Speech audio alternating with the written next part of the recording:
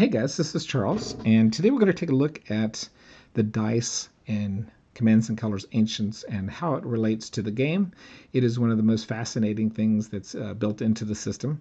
In a lot of the older systems, you would have to use a D6 or a D8 or something like that and kind of look up on a chart to see if you got hits or not. So the kind of cool thing about this system is that each side of the dice has a color or a symbol, and that color represents the strength of the attack against the unit that it's coming at. So typically you've got green for light units, blue for medium units, and red for heavy units. And so if you're attacking a unit and that unit is a green unit, when you attack with the green, that would be a hit against that unit.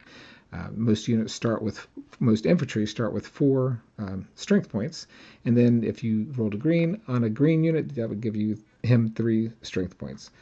Same thing for blue, same thing for red. So that is about 50% of your die. So 1 out of every 2 die rolls you're going to get is one of those 3 colors.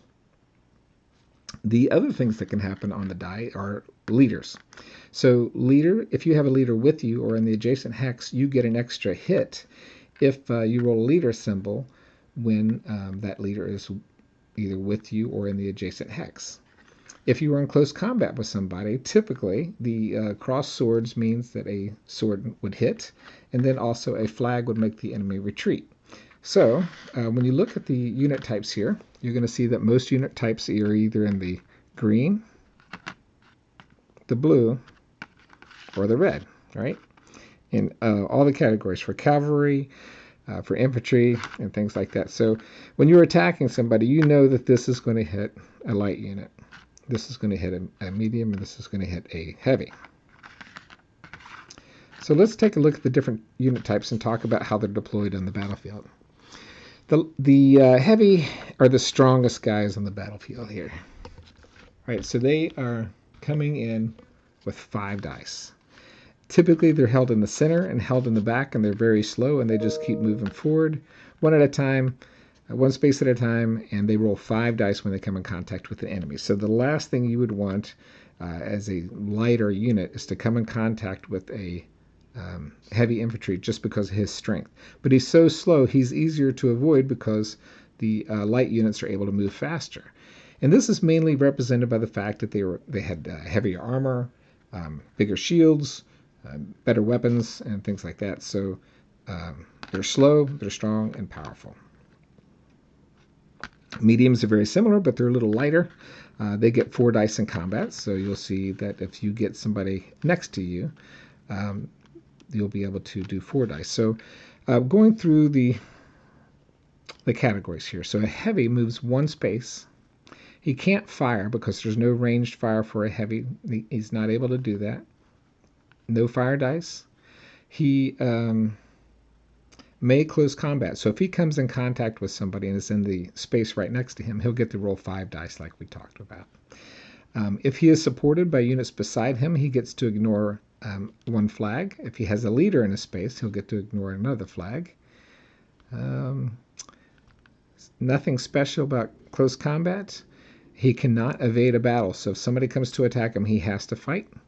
And if he wins a combat and forces the enemy to retreat or defeats them, he gets to advance into that space. Now you can choose whether you want to do that or not. And if somebody rolls a flag against him, like we talked about earlier, he has to move back 1 space. So let's talk about the mediums. The mediums move the same speed, right? They move at 1 space. They may close combat, just like the heavies, and they only get 4, which is still a pretty heavy hit. And an interesting fact about this game is that when you close combat somebody, they can close combat you back, even if it's not their turn. So you attack and they get the battle back, is what it's called. Same thing for ignoring flags. If they're supported by troops on either side of them, they're able to ignore that flag, and they cannot evade. They must fight. They may advance if they want to. And then the warrior infantry are a little bit faster here, so you can move 1 space and battle, or you can move 2 spaces and not battle. So it says, let's see, fire range. They don't have any fire range. For close combat, he may, and if he is moving 2 spaces and into close combat, he must fight. He starts with a 4 dice, but if he takes a hit, he goes down to 3. And there's some special, he can ignore 1 flag on his own. He doesn't have to have his units with him to ignore a flag, but if he has units beside him, he gets to ignore an extra flag. He may not evade close combat. He must fight if somebody challenges him, and he may advance after the battle. And if he takes a flag on him, he retreats 2 hexes. So now we're getting into the lighter units. The Auxilia is the strongest of the two, or strongest of the 4 types of lights that we have here. So he can move 2 spaces, but if he moves 2 spaces, he can't fire, right? But he can close combat. You'll notice that he still has a close combat number over here. Oh, I'm sorry. He cannot close combat. All right, so if he moves 1 space, his fire range is 2. So he's kind of a good multi-purpose unit. He's able to fight well in close combat with 3 dice, or he can move around the battlefield and shoot at a range. So he can shoot at a range of 2, and if he stands and doesn't move, he gets to shoot 2 dice. If he does move, he only gets to move or roll 1 dice. He may not evade close combat. So again, if somebody challenges him, he must fight him. He may advance after combat, and the number of retreat hexes he goes if somebody rolls a flag against him is 1. So now we're going to go to light sling infantry. Now the nice thing about the light slings is that they have a fire range of 3. So you get to roll your dice up to 3 hexes away. And most of the other guys in the battlefield aren't able to do ranged combat. So you can kind of pepper at the guys. You can keep throwing rocks and all this stuff like that at them, and then kind of hit and retreat, hit and retreat. And there's some nice cards in here that kind of simulate that. He may evade close combat. So if somebody comes up to fight him, he says, I'd like to evade. So I think I'm sorry, evade is over here.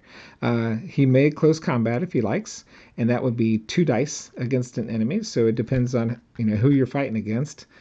You might have an infantry coming up side by side with him, and you would have 5 dice against this 2. The light would get to fight first with 2 dice, but the infantry would fight with 5. So in the situation of someone attacking you with 5 dice, and do you want to stand and fight, or do you want to run away? Now, the advantage of running away is you will only hit on your color. Right, so it's a 1 in 6 chance of being hit. If he's got a leader with him, that would be a hit. You can, by evading, you can avoid that. Cross swords would also be a hit, and by evading, you can avoid that too. And that is a good way to survive as a light unit. The disadvantage for the light is that he would not hit on swords if he rolls them against an enemy. Again, going back to the evade, he may evade. He may advance if he forces an enemy to retreat, and if he gets a flag on him, he retreats 2 hexes. So if you look at the strengths of the units, a heavy would only go back 1, medium would only go back 1, the warrior would go back 2, and the light's auxiliary would go back 1, 2, and 2, and 2. So if you don't have the space to move backwards, you may have to take a hit. So if your retreat path is blocked, and in this game you go straight back to your edge of the battlefield board, right? If it's blocked and you can't move, then you will have to take a hit. So that's a kind of an interesting thing. If you decide to evade, you need to take that into consideration. If you don't have the room, sometimes you'll just have to stand and fight. Light bow infantry, again, they're at a range of 3. They move 2. If they stand and fight, they roll 2 dice. If they move at all, they will roll 1 dice. They can close combat. They get to roll 2 dice in close combat. They don't hit on swords. They may evade CC, so if somebody's attacking them, again, they can run away. They may advance if they defeat or make the enemy retreat. and they go back 2 hexes. And the light are the weakest, but they're also the most flexible. They're typically in the front of the battlefield or on the sides. They're able to move 2 spaces. They can fire up to 2 spaces away. If they move, they roll 1 dice. If they stand and fight, they get 2 dice. Very similar to the other ones. And the stats are very much the same for the lights. So when you look at the battlefield, you're going to see kind of an interesting layout here of how the heavies are deployed in the center, the lights are deployed on the sides, and you have some light slings here who can shoot at a range of 3. So as you move up here, you'll be able to shoot these guys before they're able to shoot you back. Now their range is 2, right? So you got to take that into consideration as they're moving forward. Everybody's in a nice little line, and we've got medium cavalry over here. So the Carthaginians have a river they have to deal with here, and there's some mediums, as you can see. The lights are here. The W's are the warriors. MC is the medium cavalry. Hannibal's over here, and he's a leader. And so again, that leader will give that unit the ability to hit on reds and leader symbols. And then you've got a sacred band here, which is a special rule. Now we go to the cavalry. So the cavalry, especially the light cavalry, is probably the most dangerous unit in the game. And the reason I say that is because they have to retreat 4 hexes for every flag that they get on them. So if somebody rolls 2 flags on them, that's 8 hexes to get off the board, right? This field that you're on is only 9 hexes deep. So when you look at a cavalry having to retreat, if you don't move him up fast enough to get him into the game here, up here, 1, 2, 3, 4, 5, 6, 7, 8, 2 flags would force him off the board. So every hex that you can't retreat, you basically have to take a hit. And most units only have 4 hits before they're dead. So make sure to get your light cavalry up into the battle and away from your edge of the battlefield. If they get flags on them, they're going to be toast. So, but they're flexible, they're fast, right? So they can move 4. Their range fire is 2, and the same rules as the light infantry. If they move at all, they roll 1 dice. If they don't move, they roll 2. So your light units are going to roll up around the board, stay away from them as possible, and fire. And just kind of keep peppering them just like your light infantry are doing. He may close combat if you like, but again, if you close combat somebody and they roll the flags against you, you're going to be going backwards. So use these guys at ranged if you can. If they do go into close combat, they get 2 dice. They may ignore flags if they're supported by somebody. They don't hit on hits, and they may evade close combat. So if somebody declares a combat on you, you can say, I want to move back 2 spaces and only be hit on greens. The special thing about all cavalry is that if they do defeat or make an enemy move back, they do defeat an enemy or make an enemy retreat, you can move forward and battle again. So not necessarily against the unit that you just attacked. You can attack that if you can reach it, or you can battle somebody who's close to you. And in all these Command and Colors games, you have to attack the guy who's next to you before you can attack anybody at a range. So if you attack a unit, he backs up, and there's another unit closer to you, you'll have to attack that guy instead. Again, there's 4 retreat hexes, and when he's fighting against an elephant, there's 1 additional hex per flag. Medium, very similar, except for instead of moving 4, he only moves 3 because he's more armored. He does not have any range combat, but he may close combat with 3. If he's supported, he can ignore a flag. He can evade if a foot unit is attacking a cavalry. So a heavy, he may evade versus foot or heavy mounted, right? Because he's a lighter, faster unit. He may advance and move 1 hex and battle. Right? So that means you advance forward, you get to move an extra hex, and then you get to battle again if you want. His number of retreat hexes is 3, and 1 extra hex per flag when battling against an elephant. Heavy cavalry is 2. Close combat may 4 dice. Right? So he may evade combat versus an elephant. or foot. Advance, move 1 hex in May battle, just like the other ones. His retreat hexes are 2, and when fighting an elephant, he gets to do another one. Heavy Chariots move 2 spaces, do not have any type of ranged attack. At full strength, they fight with 4 dice, and reduce, maybe it's attack and defense. Attack with 4, defend with 3. 1 sword hit, and may evade versus foot or elephants. May advance and battle, does not get the extra 1 space like the other units do. And retreat 1 additional hex when fighting against an elephant. Elephants are very cool in the sense that they have this thing called rampage. So when units are close to the elephant, he starts going crazy and stepping all over the place. So he does a kind of a cool thing called rampage. He also gets to roll sword hits again. So if he rolls these in battle, he gets to roll this again. He can only move 2. So, elephant close combat dice. Elephants use 3 dice in close combat against elephants, warriors, heavy chariots, and 1 die against leaders. Elephants receive no benefits from leaders. Here's the elephant rampage. Before an elephant retreats, all adjacent units, friendly and enemy, roll 2 dice for hits. So, if my elephant produced a hit, retreat.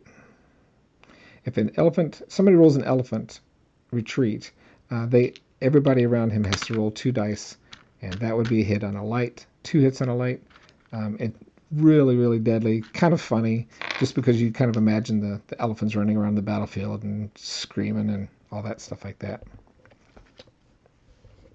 The last thing we're going to talk about is leaders. So leaders basically don't get to combat, but they do help the units that they're with roll an extra dice. They also help them evade flags. So if you are supported by 2 units and have a unit with you, or a leader with you, you can ignore 2 flags. So I've kind of got a game set up here, and this is all using miniatures, not the blocks. So it's not going to correlate exactly to the board, what you see here. Typically, you're going to get blocks with the games. I've wanted to convert this to miniatures for a long time, and I found out that it was impossible for me to have all the miniatures that I needed for the game. So I use a color-coded system here to represent just like the blocks do. So you'll see this guy has a green symbol, and then like a medium cavalry would have a blue, and so my medium cavalry here has a blue ticket on it too. And one thing I'm going to try, which I haven't got to try yet, is a fog of war system where the enemy can't see what these units are. So you can look across the battlefield and kind of see what's coming at you, but you really don't know what type of unit it is until after you attack it. And I think that the idea is that when you're actually fighting a battle against somebody, you wouldn't really know what you're fighting. You see the guy across the battlefield, you don't know what his special skills are. You might be able to recognize a sling by the weapons that he's carrying, or might be able to recognize a bow. But some of these heavies and mediums, looking at the uniforms, you might not recognize them. So it's kind of a cool idea to maybe try to play it out like that. And so we'll see how that goes. I haven't tried that out yet. But going back to the game, you've got the heavies. Now these guys are going to roll 5 dice each. This is Auxilla. He's going to roll 3 dice in close combat, or act like a light when he's not doing close combat. He's going to do like range fire. You got the light slings, which throw 3 dice, and the lights over here, which throw 2 dice when they don't move, and they move faster and things like that. So you can move 1 space, things like that. So it's important to keep all your guys in a line. Again, the idea of Ancients warfare is to keep your leader in a good position. Where is my leader? I didn't put him out. So I have 2 leaders. One is supposed to go here, and 1 leader is supposed to go here. And so this is going to be supporting the entire center, and we're going to have a nice big battle coming up here. I hope you get a chance to play this game. It is absolutely phenomenal. I've played it over 10 years, and I have all the expansions for it just because I enjoy all the history from this. If you want to look at the cards, there's another video I did on how to do the cards. and also some of the other games in the system too, like Memoir 44, which is a very easy entry-level World War II based game. This is a little complicated, especially when you get to battle backs, because but the nice thing is it's engaging all the time. So if you come up and you attack this guy, he's got 5, right? So this is an auxilia, and he's a green, so that's 5 against 2. Right, so the heavy is going to roll his dice no matter what, but the light guy has the chance to evade. So he says, I want to evade, and he has to go back 2 hexes, but he'll take hits on anything that's green, right? So just to show how it works, there's no leader with him, so that wouldn't be a hit. The flags would force him to go back 4 hexes, which would have been a problem for him. This would have been a hit because this is a sword. But since he decided to take the evade, he goes back 2 spaces, and he doesn't get to fight back. Now, if he stood, this guy would basically take a hit and have to retreat. So if he was able to stand and the flags weren't rolled, he would get to roll 2 dice back against the heavies, and the heavies would have to go back 2 because they don't have a leader and they don't have support from their adjacent units. Very good feel to the game. Hope you get a chance to play it, and hopefully we'll do some more videos here on the system, and take care. Thanks for watching.